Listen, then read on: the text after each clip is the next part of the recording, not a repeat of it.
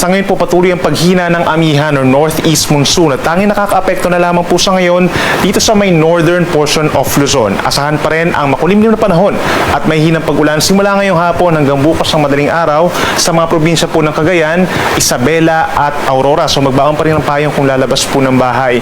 May aasahan din mga mahihinang pag-ulan na hindi naman tuloy-tuloy sa natitirang bahagi po ng Cagayan Valley, gayon din sa Cordillera Administrative Region at ilang bahagi pa po ng Nueva Ecija, Bulacan, dito rin po sa may Quezon, down to Bicol Region, and even sa ilang bahagi po ng Samar Island and Caraga Region, may mararanasan din po mga pulupulong mahihinang pag-ulan, dulot lamang ng mga localized thunderstorms. No? And the rest of our country, expected pa rin na bahagyang maulap hanggang kumisan maulap ang kalangitan overnight at sasamahan lamang ng mga pulupulong mahinang ulan or walang aasahang mga pag-ulan.